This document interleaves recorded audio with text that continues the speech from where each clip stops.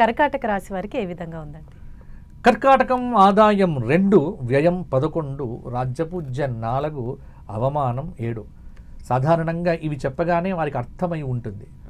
కర్కాటకం వారికి గ్రహగతులన్నీ పరిశీలన చేస్తే ఈ సంవత్సరం కర్కాటకానికి కొంత పర్వాలేదు, కొంత మధ్యస్థంగా ఉంది. ఏమిటి అంటే ఉన్నతమైనటువంటి ఆలోచనలు చేసే వ్యక్తులు బాగుగా ఉంటారు.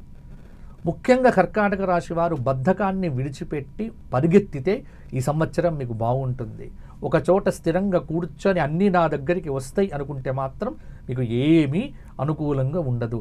ప్రయత్నం చేస్తే విజయం, ప్రయత్నం లేకపోతే ఓటమి. ఇదే మీకు ఈ గ్రహ సంచారం చెబుతూ ఉన్నది.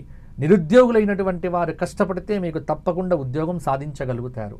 అలాగే డబ్బు విషయంలో అవసరానికి తగిన డబ్బు ఈ సంవత్సరం మీకు వస్తూనే ఉంటుంది.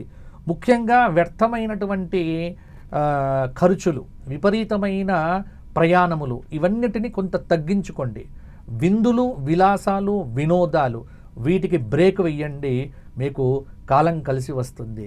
నిరుద్యోగులు కష్టపడితే ఉద్యోగ ప్రాప్తి, విద్యార్థులు బాగా కష్టపడితే ర్యాంకుల ప్రాప్తి, పెళ్లి కానటువంటి వారు ప్రయత్నం చేస్తే తప్పకుండా మంచి పెళ్లిళ్ళు కూడా సంబంధాలు కుదురుతాయి.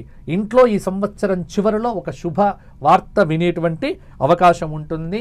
నోరు కాపాడుకుంటే ఈ సంవత్సరం అంతా కర్కాటకం వారికి అద్భుతంగా ఉంటుంది. నోరు కాపాడుకోవడం అంటే వ్యర్థమైనవి తినకుండా ఉండటం, ఎదుటి వ్యక్తులను తిట్టకపోవటం.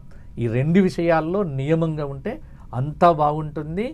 కర్కాటకం వారు కూడా ఈ సంవత్సరం అంతా ఆదిత్య హృదయం పారాయణం చేయటము, ఆదివారం నాడు శాకాహార నియమంగా ఉండటము, సోమవారం నాడు శివాలయ దర్శనం, గోసేవ ఇవి చెయ్యండి. అద్భుతంగా ఉంటుంది.